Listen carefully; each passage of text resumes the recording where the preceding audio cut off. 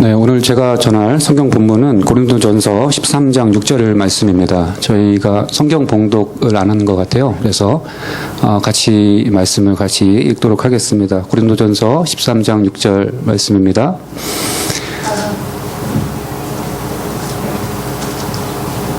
네, 시작. 사랑은 불의를 기뻐하지 않으며 진리와 함께 기뻐합니다. 아멘. 자, 잠깐 다시 기도하겠습니다. 하나님 아버지 감사합니다. 하나님께서 사랑하시는 자녀들과 함께 예배드리는 것이 참 우리에게 큰 복임을 이 시간 다시 한번 주님께 고백합니다. 하나님 아버지, 주님께서 우리가 전심으로 드리는 이 예배 가운데 함께 하셔서 우리가 드리는 경배와 우리가 드리는 기도와 찬양을 받으시고 하나님께서 주시는 은혜를 우리로 하여금 누리게 하여 주시옵소서. 하나님 아버지, 참으로 부족한 자가 단위에 서서 주님의 말씀을 전하오니 주님이 부족한 자의 입술을 주장하여 주시고 들으신 분들의 심령을 또한 예비하사 진리의 말씀만 그들 가운데 새겨질 수 있도록 아버지 하나님께서 역사하여 주시옵소서. 감사드리며 예수님의 이름으로 기도합니다. 아멘. 간혹 우리가 서로 모순된다 혹은 모순되기까지는 아니어도 서로 별 연관이 없다 생각하는 개념들이 실제로는 그렇지 않음을 깨닫게 되는 경우가 있습니다. 제 경우엔 탁월이라는 개념과 겸손이라는 개념이 그러한 경우에 해당되었습니다. 수년 전에 박사과정 세미나에서 담당 교수님이 이런 말을 했습니다. 박사학위자는 자신이 쓴 논문 주제에 있어서만큼은 세상에서 가장 잘 아는 사람이어야 한다는 취지의 말이었습니다. 저는 그때 그 말이 단지 박사는 자신의 전문 분야에 있어서만큼은 타의 추종을 풀어할 만큼 탁월해야 한다라는 의미인 줄로만 알았습니다. 그 후 한참이 지나서야 저는 그 교수님의 요구가 탁월에 대한 요구뿐만 아니라 겸손에 대한 요구가 전제되어 있음을 깨닫게 되었습니다.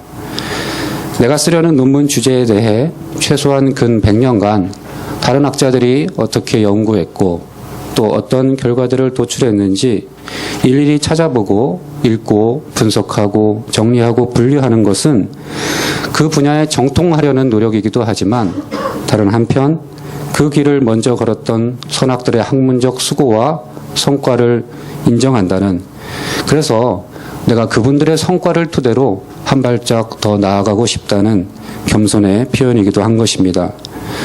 나의 쓴 논문 주제에 대해 정통하고자 하는 모든 수고는 다른 관점에서 보면 그 논문을 통해 내가 궁극적으로 참여하고 공헌하고자 하는 그 학문 공동체에 대한 예우요 겸손의 발현인 것입니다.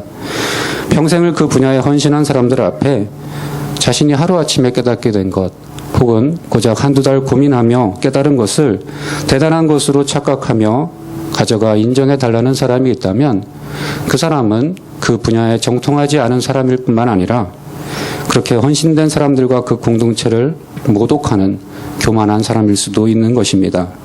이렇듯 겸손과 탁월함이라는 두 개념은 그 가운데 헌신이라는 끈을 통해서 하나로 묶여지는 것입니다.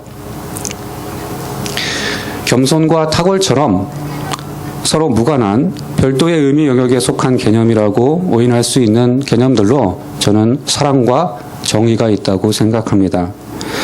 사랑을 국어사전에서 찾아보니 아끼고 위하는 정성스러운 마음 또는 그러한 마음을 베푸는 일이라고 첫 번째로 정의하고 있고, 그 아래에 성경적 정의로 하나님이 사람을 불쌍히 여겨 구원과 행복을 베푸는 일이라고 나름대로 뜻을 밝히고 있습니다.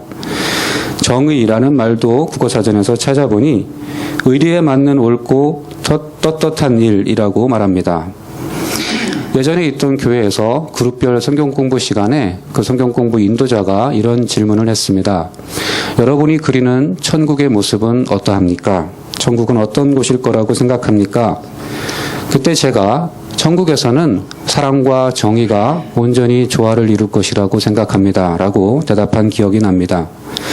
저의 대답 속에는 이 세상에서는 사랑과 정의가 조화를 이루기 어렵다는 선입견이 들어있었음이 분명합니다. 사랑이 강조되면 정의가 무시되고 정의를 부르짖으면 사랑이 식는다는 식의 잘못된 도식이 제 머릿속에 있지 않았나 생각됩니다. 그러니 이 세상에서는 불가능한 모든 것이 가능해지고 온전해지는 천국에서는 그 둘이 조화를 이루지 않을까 기대했던 것입니다. 하지만 오늘 성경 본문은 사랑은 불의를 기뻐하지 않습니다 라고 말합니다. 오히려 진리와 함께 기뻐한다고 말합니다. 사랑은 불의를 기뻐하지 않는다라는 말을 바꾸어 사랑은 정의를 기뻐한다라고 볼 수 있다고 가정하고 사랑과 정의 대신에 앞서 말씀드렸던 국어사전에 정의를 넣어서 한번 읽어보면 이렇습니다. 아끼고 위하는 정성스러운 마음 또는 그러한 마음을 베푸는 일은 의리에 맞는 옳고 떳떳한 일을 기뻐한다. 사랑은 불의를 기뻐하지 않는다는 것을 보여주는 구약의 한 인물이 있습니다. 그 인물은 하나님의 능력을 힘입어 이스라엘을 애굽으로부터 인도해낸 지도자 모세입니다. 그의 인도로 이스라엘은 400년간 종살이하던 애굽을 떠나 시내산에 이릅니다. 그 산에서 이스라엘 백성들은 하나님과 언약을 맺어 하나님은 그 이스라엘 백성의 하나님이 되시고 그 백성은 그 하나님의 백성이 됩니다. 하지만 모세가 하나님의 부르심을 따라 시내산에 홀로 올라 40일 40야를 그 산에 머무는 동안 그들의 눈에서 지도자를 놓친 이스라엘 백성들은 모세가 없는 동안 그를 대리하도록 위임받은 두 지도자 가운데 하나인 아론에게 요구하지 말아야 할 것을 요구합니다. 출애굽기 32장 1절 말씀입니다. 백성이 모세가 산에서 내려옴이 더딤을 보고 모여 백성이 아론에게 이르러 말하되 일어나라 우리를 위하여 우리를 인도할 신을 만들라. 이 모세 곧 우리를 애굽 땅에서 인도하여 낸 사람은 어찌 되었는지 알지 못함이니라. 아론은 그의 요구대로 금붙이를 부어 송아지를 만들어내고 백성들은 그 금송아지를 이스라엘의 신이라고 선포합니다. 한편 시내산에서 하나님의 말씀을 듣고 하나님께서 친히 쓰신 증거판들을 받은 모세는 이스라엘의 범죄 소식을 하나님께로부터 전해 듣습니다. 하나님이 진노하사 그들을 죄다 없애버리시고 모세의 후손으로 새로운 나라를 만들겠다고 하시자 모세는 이스라엘을 위하여 간절히 중보합니다. 주님, 이 백성은 제가 인도하여 낸 제 백성이 아니라 하나님께서 당신의 강한 손과 능한 팔로 인도하여 내신 당신의 백성입니다. 주의 이름을 위하여 또 이 백성의 조상인 아브라함과 이삭과 야곱에게 하신 당신의 언약과 맹세를 기억하사 이 백성을 향한 진노를 푸시옵소서.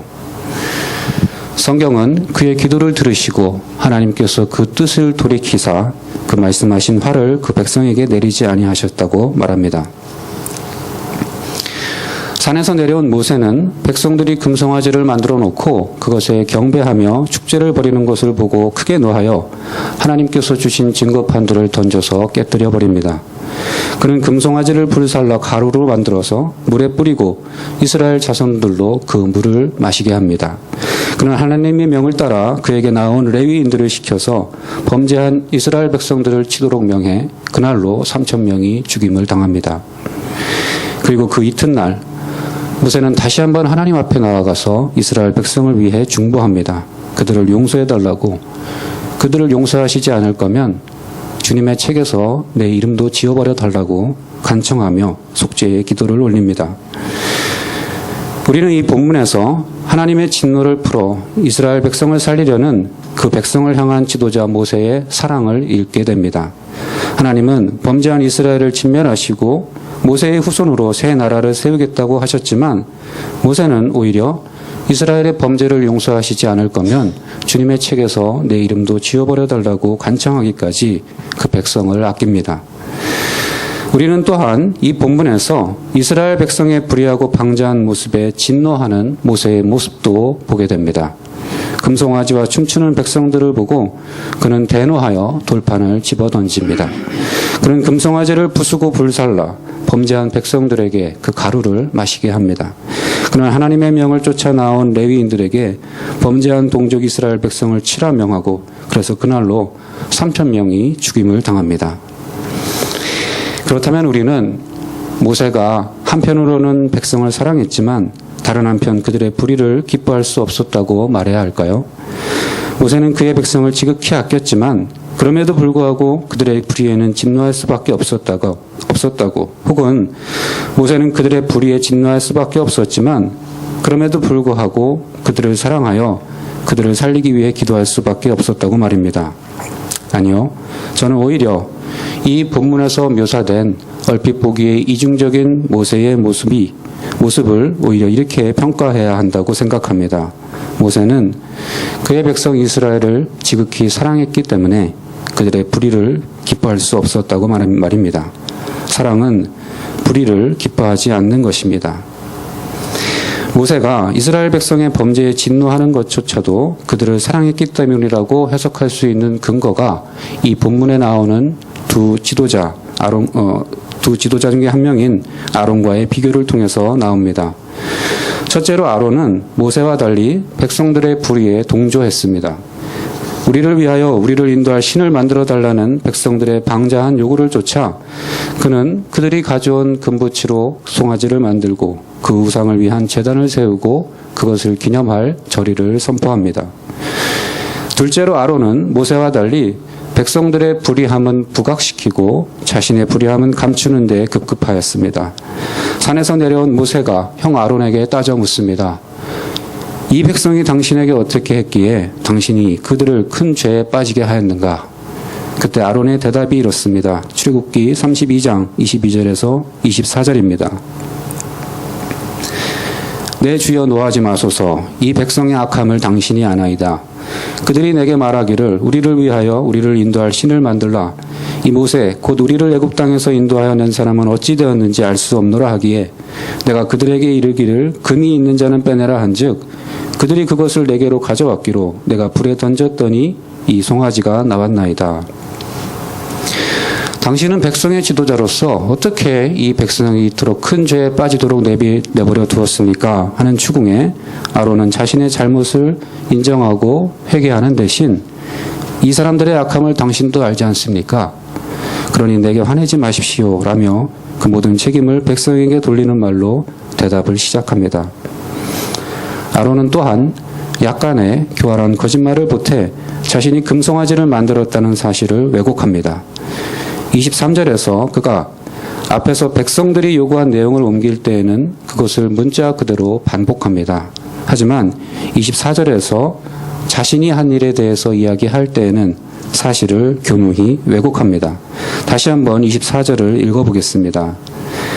내가 그들에게 이르기를 금이 있는 자는 빼내라 한즉 그들이 그것을 내게로 가져왔기로 내가 불에 던졌더니 이 송아지가 나왔더이다. 앞에 4절과 이 9절을 비교하면 아론의 이 말이 명백히 거짓임이 드러납니다. 출애굽기 32장 4절은 출애굽기 저자의 묘사입니다. 아론이 그들의 손에서 금고리를 받아 부어서 조각칼로 새겨 송아지 형상을 만드니 출애굽기 32장 24절은 아론의 변명입니다. 그들이 그것을 내게로 가져왔기로 내가 불에 던졌더니 이 송아지가 나왔더이다. 출애굽기의 저자는 32장 4절에서 아론을 주어로 하는 세 개의 동사를 사용하면서 특별히 조각칼로 새겨라는 말을 집어넣음으로써 금송아지를 디자인하여서 만든 것이 다름 아닌 아론임을 분명히 합니다. 아론이 그저 백성들이 가져다 준 금붙이를 불에 던졌더니 신기하게도 저절로 송아지 형상이 되어서 나온 것이 절대 아니라는 것입니다. 출애굽기의 저자는 32장 25절에서 다시 한번 아론의 책임을 강조합니다. 모세가 본즉 백성이 방자하니 이는 아론이 그들을 방자하게 하여 원수에게 조롱거리가 되게 하였습니다. 그는 마치 쐐기를 박듯 32장의 마지막 절인 35절에서 다시 한번 백성들의 죄에 대한 아론의 책임을 분명히 합니다. 여호와께서 백성을 치시니 이는 그들이 아론이 만든 바 그 송아지를 만들었음이더라. 이 본문에 나타난 두 지도자 가운데 누가 진정 백성을 사랑하는 지도자였는지 이제 우리는 분명히 알 수 있습니다. 백성들의 요구라면 금붙이로 송아지라도 만들어 주었던 아론이 백성들을 사랑하는 지도자인지 백성들의 불의에 진노하여 그들이 지은 죄가 무엇인지 하나님께 받은 증거판을 던져 부수어 고발했던 모세가 백성들을 사랑하는 지도자인지 그 답은 너무나 명백합니다.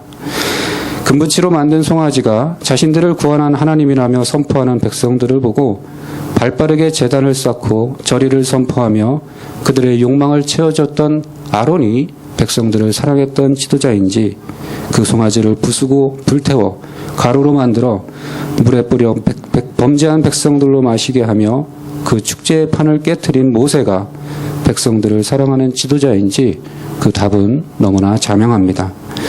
백성들의 죄에 대한 책임을 추궁당할 때 당신도 저 백성의 악함을 아시지 않냐고, 내가 한 일은 그저 백성들이 가져온 금붙이를 불에 던진 것뿐이라고 책임을 전가하고 교묘한 변명을 늘어놓는 아론과 그 백성의 죄를 애통해하며 그들을 용서해달라고, 그렇지 않으실 거면 내 이름도 주님의 책에서 지워버려달라고 하나님께 나아가 무릎 꿇는 모세 중에 누가 진정 백성들을 사랑하는 지도자인지는 너무나 분명합니다.